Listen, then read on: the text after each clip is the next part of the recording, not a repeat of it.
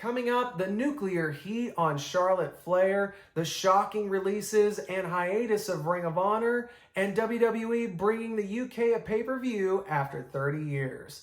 What's up, everyone? I'm Travis Fowler Harkrider with the Four Corner Post, and I'm bringing you this week's edition of The 10 Count.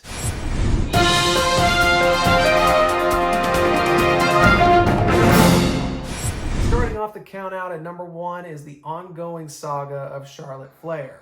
This week has not been the best to Charlotte, as multiple news stories have come out about her stance within WWE and her attitude as of late as well. This all stems from a failed title exchange segment on last week's SmackDown, where it was said that Charlotte went off script at one point, snatching the belt away from Becky Lynch and then later dropping it on the mat. This led to a heated conversation between Becky and Charlotte in gorilla position that later led to what Brian Alvarez reported to Charlotte Flair being escorted from the building before the SmackDown show had completely concluded. This is just one of a number of reasons that Charlotte has not developed the best of reputations lately backstage in WWE, with those who used to be close to her claiming that they don't even recognize Charlotte from the person that she once was. This has also been reported by Wade Keller, stating that no one, absolutely no one, wants to work with her on the mic or in the ring. Charlotte has apparently expressed her own frustration, stating she feels the company doesn't give her the respect that she deserves for the accolades and the accomplishments that she has achieved over the last few years, especially within the women's division in WWE. And because of this lack of respect, she has felt it's okay for her to walk around with this aura of invincibility, and with her being a little bit more protective of her own character when it comes to booking. Hopefully these two sides can get all of their issues ironed out, but unfortunately I feel like this situation is only going to get uglier before it gets any better, especially with those closest to Charlotte trying to convince her to get out of her contract with WWE, which has many years left on it. At number 2, some sad news to report from the voice of wrestling himself, good old JR Jim Ross. Last week, he sent out a picture on his Instagram of a large hematoma on his ankle, stating that he was being tested for possible skin cancer. Later on in the weekend, he would confirm the test results were positive and that he would start undergoing treatment. But in a twist of good news, JR would later report on his podcast, Grilling JR, that he, his daughter, and son-in-law were about to go into the cannabis industry with Black Hat Farms. We can only wish him the best of luck with this new endeavor into the cannabis industry and on his cancer treatment going forward. At number 3, it's the ending of what seemingly was a great partnership between AEW and Impact Wrestling. At Bound for Glory, we saw Christian Cage defend the Impact Championship against Josh Alexander in a losing effort, which saw Josh Alexander take the championship back to Impact Wrestling. This was apparently the end of the Impact AEW relationship that started back in December on AEW's Dynamite episode, Winter is Coming. I unfortunately think this is a horrible thing to see this partnership end, as it was a great crossover for both companies, getting much notoriety back to Impact, and I honestly hope that we get to see them work together again sometime in the future. But I don't think Impact's hurting much, as their relationship with New Japan seemingly is flourishing. Coming in at number 5 is a debut that almost happened but was pulled from the Bound for Glory card. Bronson Reed, former NXT standout, was scheduled to appear on the pay-per-view, but unfortunately Impact executives wanted to hold off on his debut, as they felt that the card was already stacked and loaded with so many special moments and matches that his debut wouldn't be viewed as an important thing for the company. This is a great move on Impact's behalf, as it seems like they really want to give Bronson a shot in his new role with Impact Wrestling. Of course, this also stems off the heels of Braun Strowman being reported to show up at Impact, but unfortunately those plans did not come to fruition, and a contract was not reached by the two parties. At number 5, we saw the announcement of ticket sales for WrestleMania in Dallas. They will go on sale starting November 12th, and the biggest news to come off that, After the success of the two-night event in Tampa Bay, WWE executives have decided that going forward, WrestleMania will be a two-night event. Dave Meltzer would later confirm that this seemingly is the route WWE wants to go from now on, seeing as it's much easier on the crew and the stars in WWE. It gives much more time for merchandise to be sold, more ticket sales for each of the night's events, and it can provide more of a spectacle for both nights on the show. This can only better WWE when it comes to putting out a WrestleMania product. At number 6, it's the release of SmackDown ring announcer Greg Hamilton. Hamilton recently went on a Twitter rant on one Westside Gunna, who is a rapper and an extreme super fan of WWE's, all for him using a tidbit of his voice on his most recent single. Greg Hamilton went as far as threatening to sue the rapper for the use of his voice, and many believe that is what caused Greg to lose his job with the WWE.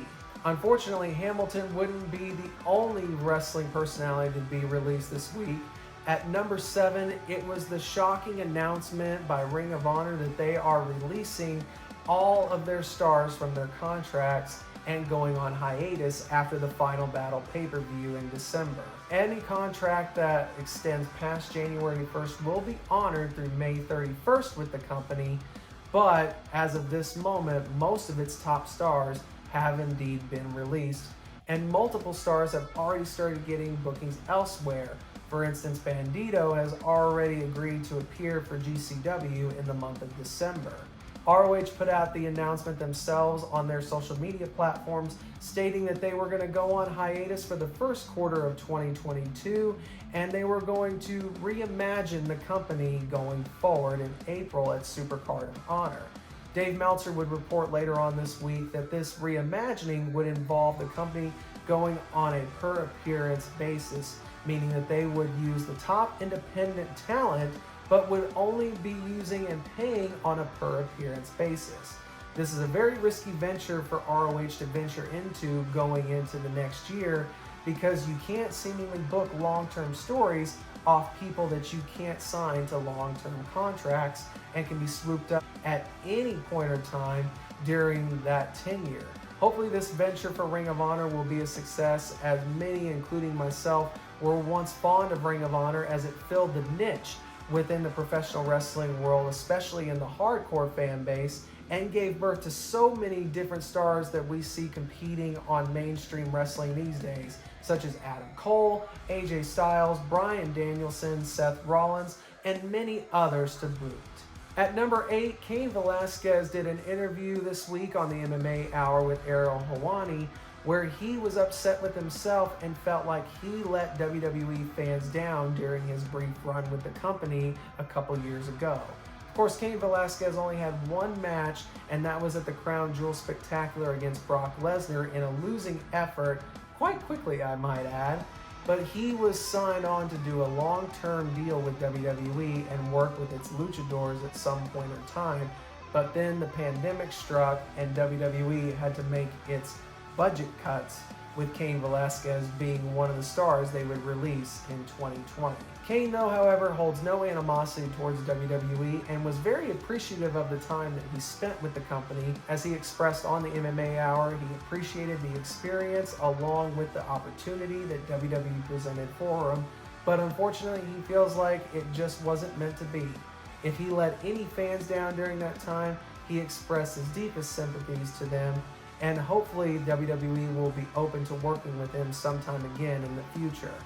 As of this moment though, Cain Velasquez will still be within professional wrestling, as he is slated to appear for AAA at their show in December.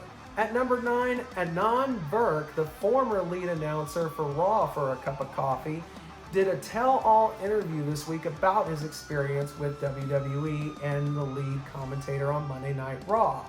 Burke would go on at one point to state that it felt like he was trying to catch up to a freight train going 100 miles an hour when learning how to commentate for WWE. He could watch a match and get a match locked down, but being put into an improvisation situation like he was as lead commentator, you had to fill in the gaps of your own history, which he found really difficult to do. As someone who does professional wrestling commentary at an indie level myself, I can tell you that it is not the easiest thing to improv when you're right on the spot.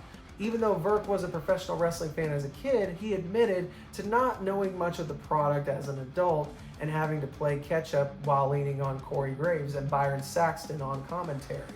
He would later go on to praise WWE for the opportunity he was granted with, and he would even give praise to Vince McMahon, calling him a genius businessman. Finally, at number 10, WWE is giving the UK fans something they've been begging for 30 years. WWE looks to be bringing one of their big pay-per-views overseas to a huge stadium in the UK.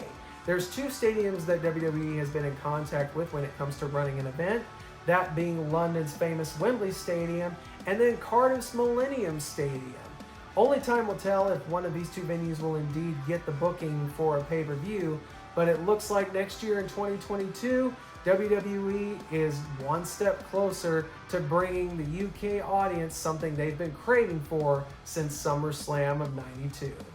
Well, everybody, that's it for the count out this week. I appreciate you tuning in. While you're here, do me a favor. If you like this video, hit the subscribe button. Also, give us a like while you're at it, and hit the bell to enable notifications and let you know when we upload a new video to this channel. Also, leave a comment, let us know the stories we may have missed out on, or comment on any of the other stories that we talked about here in the count out.